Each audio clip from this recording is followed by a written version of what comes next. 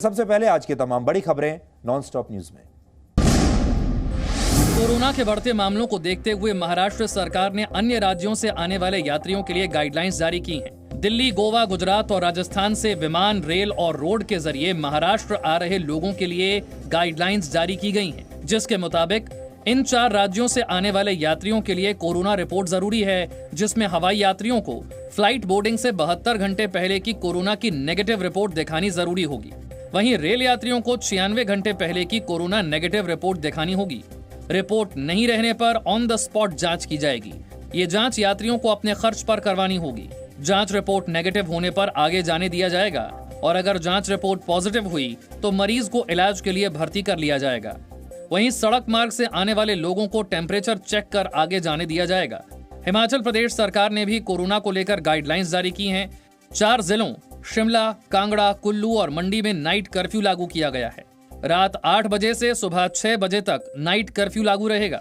साथ ही राज्य सरकार के दफ्तरों में 31 दिसंबर तक 50% कर्मचारी ही ऑफिस जा सकते हैं। कोरोना से दिल्ली के हालात पर सुप्रीम कोर्ट ने दिल्ली सरकार को नोटिस भेजकर स्टेटस रिपोर्ट दाखिल करने को कहा है। सुप्रीम कोर्ट ने सवाल पूछा है कि 2 हफ्ते में हालात कैसे बिगड़े और कोरोना की बढ़ती रफ्तार से दिल्ली सरकार कैसे निपट रही है। क्या अस्पतालों में पर्याप्त मात्रा में बेड हैं? सुप्रीम कोर्ट ने महाराष्ट्र और गुजरात के हालात पर भी चिंता जताई है। दिल्ली में बीते 24 घंटे में कोरोना से 121 लोगों की मौत हुई है। मुख्यमंत्री अरविंद केजरीवाल ने डॉक्टरों की कमी को देखते हुए MBBS छात्रों की भी मदद लेने का आदेश दिया है, लेकिन नांगलोई के मार्केट को भी फिर से खोलने का आदेश दे दिया गया है। वहीं गृह मंत्री अमित शाह आज ICMR मुख्यालय पहुंचे। गृह मंत्री ने ICMR में मोबाइल RT-PCR लैब का उद्घाटन किया। ये मोबाइल लैब शुरू होने से रोजाना 3000 RT-PCR जांच हो सकेगी। 499 रुपए में जांच करवाई जा सकेगी। जांच रिपोर्ट 6 घंटे के अंदर आ जाएगी। ICMR मुख्यालय में मोबाइल लैब के उद्घाटन के मौके पर केंद्रीय स्वास्थ्य मंत्री डॉक्टर हर्षवर्धन भी मौजूद रहे। कोरोना के हालात और वैक्सीन की तैयारी पर प्रधानमंत्री मोदी कल मुख्यमंत्रियों के साथ बैठक करेंगे। वर्चुअल बैठक 2 चरणों में होगी। प्रधानमंत्री मोदी सुबह 10:30 बजे उन 8 राज्यों के मुख्यमंत्रियों से चर्चा करेंगे जिन राज्यों में कोरोना का संक्रमण सबसे ज्यादा है।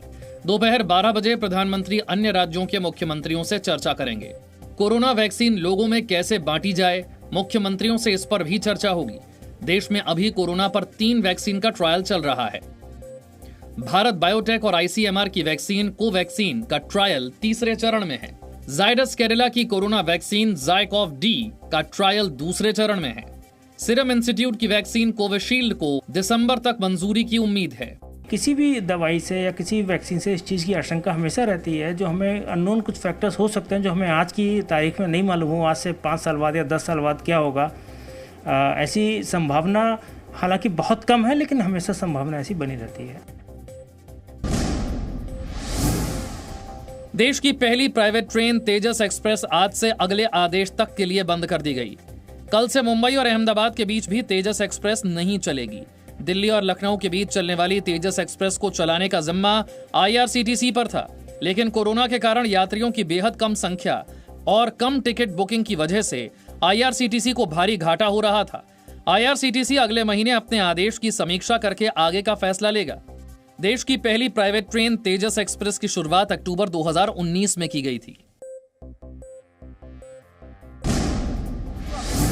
बिहार में AIMIM के विधायक अख्तरुल ईमान ने आज विधानसभा में हिंदुस्तान की शपथ लेने से मना कर दिया। अख्तरुल ईमान ने हिंदुस्तान शब्द पर एतराज जताया और भारत के संविधान की शपथ ली।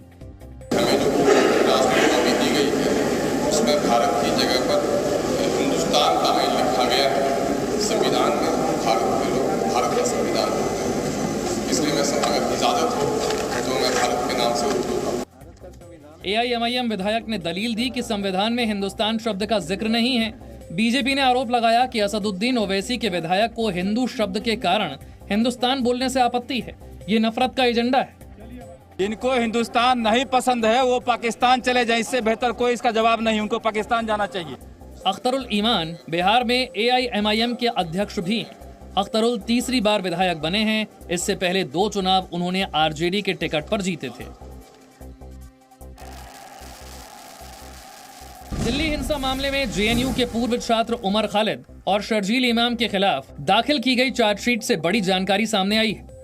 दिल्ली पुलिस स्पेशल सेल की यूएपीए चार्जशीट में दावा किया गया है कि नागरिकता कानून और एनआरसी के विरोध में शर्जील इमाम ने 5-6 फरवरी को जेएनयू के छात्रों को लेकर एक ग्रुप बनाया था। इस ग्रुप का नाम MSJ यानी मुस्लिम स्टूडेंट्स ऑफ जेएनयू था। चार्जशीट में दावा किया गया है कि ग्रुप में 70 लोग थे। इनमें ज्यादातर जेएनयू के छात्र थे।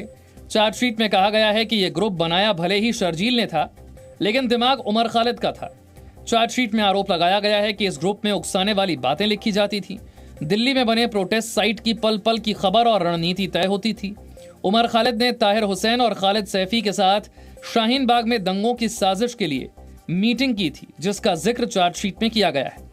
दिल्ली पुलिस की स्पेशल सेल इस ग्रुप के कई सदस्यों से पूछताछ कर उनके बयान दर्ज कर चुकी है। दर्ज किए गए बयान भी चार्जशीट का हिस्सा हैं।